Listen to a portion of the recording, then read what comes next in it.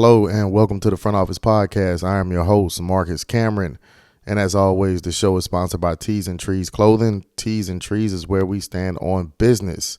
What's going on? It's been a while, people. What's happening? Hope everybody's doing well, blessed, highly favored. Hope that for all the subscribers or anybody checking out the channel, man. Had to take about a week off. Honestly, man, just kids. My kids have been super busy. As a matter of fact, I'm actually waiting on my daughter to get back from Seneca tonight. So figured I'd get an episode in, man. The playoffs are starting. Let's go. We're going to go straight NBA playoffs, man. This is an episode that you don't want to miss. I'm giving out picks at the end of this. We're going to break down each series real quick and hope for a good episode. Let's do it. NBA playoffs are starting in about less than 13 hours because it's after midnight. This is the part of the year where I think a lot of casual fans watch, and no offense to them. I'm glad that they tune in and, the first round's always exciting. But a lot of casuals who don't watch the game for the whole year and now they're suddenly experts on it, you motherfuckers can shoot. Get on out of here. You know what I mean?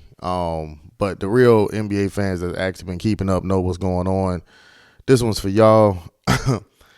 I think this is a lot of really good first round matchups. And maybe I'm mistaken or maybe I'm delusional. But I'm gonna say how I feel. I ain't, there's no corporate machine pushing us over here at the Front Office Podcast. So I can literally just say exactly how I feel. And there's a lot of good first round matchups. I think the top four matchups is, of course, Lakers and Denver. Just because of the history, Mike Malone popping that shit. That's going to be a good series. Phoenix and Dallas. There's some history with those teams. Booker and Luka don't necessarily get along. You add Kyrie into the mix with a KD going against his former teammate.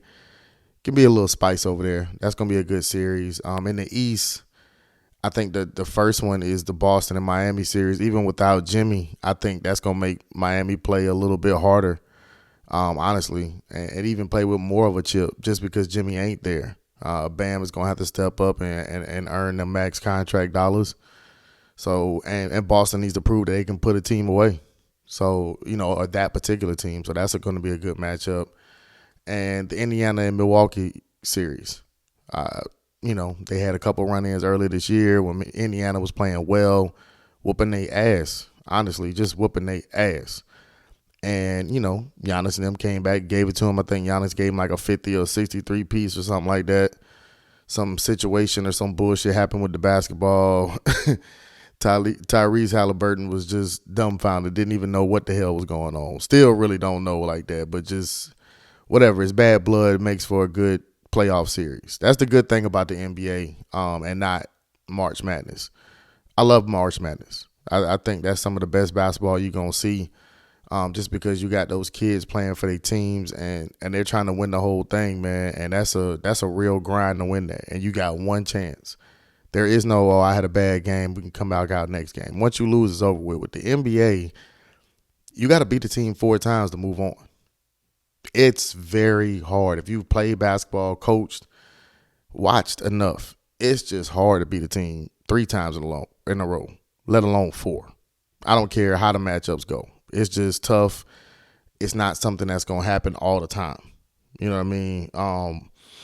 But as far as the series, we're going to start in the East. Let's start with the Celtics and the Heat series. I'm going to take the Celtics in this one, and I'm going to give the Heat, out of respect, 2 games. I don't think they'll win 2. I think they'll win 1. But Boston has the ability to let a team like this without their leader, without their star, come in there and push them 7. They've shown that from the second half of the season. Boston is my pick to come out of the East. Not going to say who's going to win the championship just yet, but that's my pick to come out of the East for sure. And they have been, they have their spurts when they win 10, 11 games straight. And then you look at the people that they're playing and it's like, well, you had 2 against Brooklyn. You played the Jazz twice or something like that, and it's always a little faulty in their schedule. Are they capable? Absolutely. Absolutely. I think this is the best Boston team they've had since Tatum and them have been there. They should walk through the East. I told somebody at work, man, they shouldn't lose more than 3 games on the way to the finals. They shouldn't. I don't care who it is, who they're matched up with, the Embiid out there. I don't care. Boston is on paper, if you look at them, they're the better team. I think they run into problems. Everybody's seen it. I said it earlier in the year. They during crunch time, they don't have an identity. And they don't know what they're going to run. They don't know what's bread and butter. Is this guy? Is that guy? Is it Tatum's team? Is it Brown's team? Then you got Porzingis. You got a champion in Drew. You got Derek White. So, I mean, it's so many options. That can be a good thing, and it could be a bad thing if it's making you think too much. But I'm going to take Boston 4-1. 4-2. Like I said, I don't think it's going past 5, but out of respect for the Heat, man, the Heat culture, I'm going to give them 2 games without Jimmy. Next series is a series that's probably going to be my hardest to pick from, which is the Orlando Magic and the Cleveland Cavaliers. That's a tough series for me. Just because I think Orlando's better. I really do think Orlando's better, but they're younger, and I'm not sure if they can consistently do what they need to do. The playoffs is just a different animal. It's just different, and people perform different. I mean, one of the greatest players that's ever played the game, LeBron James, on the highest level of it, against Dallas, he folded. That's my guy, but he folded. He definitely folded. Didn't have a good series. He knew he didn't have a good series. He played like shit. He choked, and it happens. You know what I mean? It does happen to people. I know y'all will start the whole, it never happened to Jordan, or it never happened to Kobe, selective memory, but it's cool. I'm not here to talk about that. We're going to stick on the playoffs, all right? But, yeah, the younger teams scare me a little bit. I'm going to go Cleveland, and I'm going to go Cleveland in 6. A healthy Donovan Mitchell with Jared Allen, Caris LeVert. I think Strus is finally healthy. If Cleveland is healthy, man, for sure, I'm going to give them 6 games against the Orlando Magic. Now, I do reserve the fact that I didn't do the research on whether Cleveland is healthy or not. Like, the playoffs literally just ended when Sacramento and New Orleans was playing. So I haven't researched it, but for right now, healthy Cleveland, healthy Orlando. I like Cleveland 4-2. Okay? Moving on. Let's go to the Knicks. The Knicks in Philadelphia. Very spicy series. Paul Reed put some bullshit out there about how they wanted to play the Knicks. And maybe they're just that confident. Maybe they need the promo in the NBA for the playoffs because women's college basketball is just killing shit right now. Shout out to the ladies. But Philadelphia should win this series. I'll be honest. My barber is a Philadelphia fan. He ain't going to like this, but I'm pulling for the Knicks. For the purposes of the podcast, I'm picking Philly to win 4-2. I'm going to give Brunson 2 games. This is why I'm pulling for the Knicks. Tom Thibodeau has been a consistently pretty good coach. I'm not saying he's a bad coach. I'm not saying he's a great coach, but he's been consistently good. And it'd be good to see Tom Thibodeau kind of break through and get a win, a signature win with a franchise, and this would be a pretty big signature win. If you can beat the Philadelphia 76ers without Randall, without OG, just Jalen Brunson at the helm and the rest of the guys, that's a coaching wins playoff series in the NBA. In college basketball, it wins you games, wins your tournament games, wins your SEC, ACC championships. In the NBA, coaches win in the playoffs. They just do. Your players go out and play, and that's an obvious thing. I'm not saying that players don't, but coaching is a big part of it. It's a huge part of what happens in the playoffs, and Tibbs is a pretty good coach. I think he's better than the guy over there in Philly, honestly. Even though that guy's got a chip, I think Tibbs is a better coach. Maybe not a better manager of minutes for his stars because he seems to run them in the ground, but I do think he's the better guy. Pulling for the Knicks, but like I said, I'm going to pick Philly 4-2 in that series as well. And the last series is Milwaukee and Indiana. I don't know what's going on with Giannis, but I'm gonna make my pick regardless. I got the Bucks in a scrap 7-game series. I like the Bucks to come out of that though. I think Indiana's not just there just yet. Wouldn't be mad if they beat the Bucks at all, especially without Giannis. I wouldn't be mad. The Siakam trade looked like it was gonna be great, and they just been playing shit basketball since the All-Star break. So it's kind of hard for me to go with that team. If you would have asked me that at the beginning of the year, I would have been all Indiana. Yeah, give me the underdog because them young boys want it, but they've had some injuries. Halliburton hit a spurt when he was just playing like shit. He really was. He was playing horrible. I remember looking at his points, rebounds, and assists on Prize Picks used to be like 35, 38. He came back off that injury, and about 5 games into it, points and rebounds and assists, 28, 29. So he just hasn't been playing great basketball, but hopefully with the break and everything like that, we'll get the best out of each team and get a good playoff series. But I like the Bucks in 7, and then we'll revisit, the picks after the series is over, which I kind of love because it's going to take a while. It's going to take about a good week and a half. So I can kind of go a little easy on the picks, the predictions. But let's move to the Western Conference. First series up is the Thunder. You know what, man? I'm going to be real with you. I didn't care who won this New Orleans and Sacramento game. I didn't even watch it.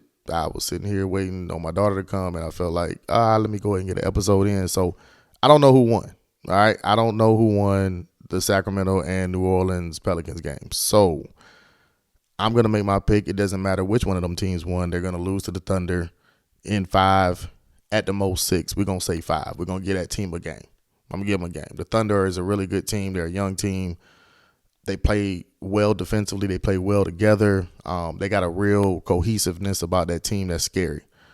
So I'm going to take the Thunder 4-1 in that series. Then you got the Timberwolves. Who are the Timberwolves playing? Oh, they're playing the Phoenix Suns. Now, listen. I've been saying it all year. Minnesota got to show me. They got to show. This is an opportunity for you to show me. I'm a big Ant-Man fan. Love his game. Love his personality, man. He's dope. He does some crazy shit sometimes, but he's super young. I understand it. But, yeah, he's one of my favorites for sure. And I definitely want Minnesota to win this series. But we talking business here, and this is the Front Office Podcast, and I got to be as objective as possible. And what I can see is that Minnesota team is really, really good. It's really good, but Phoenix is going to push them. I can see this series going 7 games for sure. Minnesota should crush them. Even without Cat, whether he's healthy or not, they should crush them just because they're inside-outside game. They're a better defensive team. They got more pieces. I just think they got the better legs. It's not so much injury prone over there. Yeah. But Phoenix is a problem. Mainly Devin Booker. I mean, not Devin Booker. Yeah. Mainly Devin Booker. Mainly Devin Booker. That just made me realize I just said some goofy shit at the beginning of the episode. I think I said the Suns and the Mavs, and the Suns are actually playing the Clippers. My bad. Correction, I caught it. So anybody in the comments want to be a smart ass, I caught it. All right, I'm a little high. Give me a break. Suns, Wolves. 7 games. Oh, I don't know who to take. Fuck. Fuck it, man. Hey, I'm going to take Ant-Man and the Wolves in 7 against them. I think KD now really going to push them boys, but I want to reserve this thought. And this is the great thing about recording it. I am not going to be surprised one bit if Phoenix beats them in 6. Just because they are that loaded offensively, and the guys that they have are they're guys that when they get going, there's nothing you can do. There's nothing you can do defensively. You can try to double them. All they're gonna do is find one of them other guys who can't be stopped like that 1-on-1, and it's over. And then you start getting Grayson Allen hitting threes, Eric Gordon hitting threes, and next thing you know, you're down 15. It's they're They're scary, but I'm gonna take the Wolves. All right, I'm gonna take the Wolves in that series. The next series, the correct series, is the Clippers versus the Mavs, which there is still some bad blood there. Luka historically has whooped the Clippers' ass. I mean, he puts it on them. He puts it on them. But Kawhi's healthy, kinda. I think he said something about swelling his knee or some shit like that, and they're gonna leave it up to game one to see if they're gonna play him or not. But either way, that Clippers team has been kind of up and down all year, but they got the pieces. I'm taking Dallas. I got 50 on this series with my partner. Shout out my man Jizzle. I'm not fucking around with Luka, man. Luka is definitely gonna go out here, and I'm gonna be honest with you. I wouldn't be surprised if Luka get their ass up out of there in 5, man. Luka is a problem, and Kyrie looks very, very comfortable. He looks super comfortable over there in Dallas. He's playing some of the best basketball we've seen. Derek Lively, the front office podcast, has said his name quite a few times. We've said his name quite a few times. Very good rookie. Very good rookie. Derek Lively makes a difference. PJ Washington, the guy Gafford, Tim Hardaway Jr., Kyrie, Derrick Jones plays really well for them. They're well coached. Give me the Mavs in 6, man. I like the Mavs in 6 against the Clippers. And to me, the big series that, for me, being a Laker fan, is the LA Lakers versus the Denver Nuggets. Now, I know all of you are expecting me to pick the Lakers. And you're right. I am going to pick the Lakers. Fuck that. No, seriously, I'm taking the Lakers for this very reason. And I actually really had to look at it, because if I felt like Denver was just going to walk away with this, then I would just say Denver. But I don't. I think this can be an extremely competitive series if my X Factor, who I think personally is the X Factor, I'm not sure what they're saying on the networks and all that, but D'Angelo Russell is absolutely the X Factor in the series. He's not going to defend and stop anybody like that. What I mean is, if you go back to the 2023 playoffs, the Western Conference Finals, the Lakers lost 4 games by a total of 24 points. Okay? 4 games. They got swept. 4 games, 24 points. 1 game was 11 points. Everything else was like 4, 3, 5. That lets me know that all these games came down to like the last 2 minutes of the game, possessions, Anthony Davis not being able to score, LeBron not being able to score, them not having another option. D'Angelo Russell averaged like 7 points a game during that series. Didn't play a lot because he couldn't get defend the pick and roll. Or whatever reason. I'm not in the Laker locker room, so I don't know that for sure. But I would assume that's what Darvin Ham's looking at. He's like, he can't really give us nothing because they going at him. They going to attack him. This year's D'Angelo Russell is a little different. He's a lot more assertive, aggressive. I still hate his decision making sometimes, but I think you have to live with that. You have to let him be who he's gonna be in order for him to be productive for your team, and he has. He's averaging almost 20 points. I think he's at like 19.6, which is damn near 20. If he can give them that makes that a different series.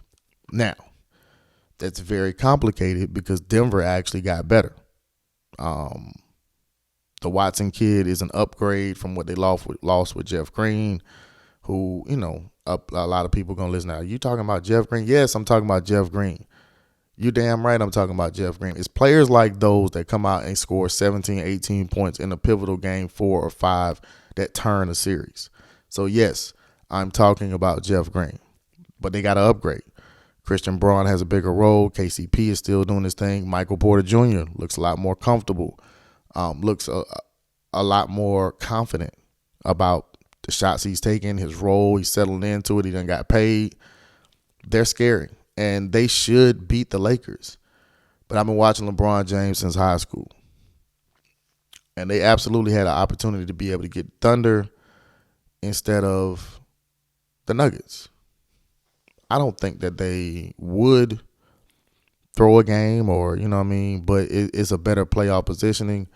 But the fact that they wanted to play him, I think what people forget is Braun petty as hell. Now, he's old as shit. He's 39, so it's not like he young prime, don't poke the bear, Bron. But Mike Malone, from the time they won that championship, actually from the time they beat the Lakers to the time they won the championship to parade to media day this year, has been talking shit about the Lakers. I think Bron and AD heard that shit. I think they've had some conversations, and I think with Bron's IQ and the pieces that he has, they know something. I'm not sure what it is they know, but they know something. So I'm going to take the Lakers in a gritty 6-game series. I think they steal game 1. I will give actual picks, like game picks, after Saturday. I'll probably do game picks for Sunday if I can get out to the golf course and get back in time. But yes, it's been good to come back to y'all, man, and be able to drop an episode. I'm going to be working super hard in these playoffs, but I will keep the word coming, the good word from the Front Office Podcast, man. If you're not following our Instagram page, High Skies Visions, we also have the Front Office Facebook page. Make sure you click on that link. Subscribe, share, man. We appreciate every single subscriber. We picked up some more subscribers, so the channel's growing a little bit. I like it. It seems like it's growing with people who actually listen, who actually want to discuss basketball from a fan perspective. So that's great. That's working out the way we wanted it to work out. But couldn't do it without all the subscribers and all the support. Even if you didn't subscribe, but you support the channel, man. Bottom of my heart, we definitely appreciate it. I'm gonna get out of here. Pick my daughter up. Front Office Podcast. Peace.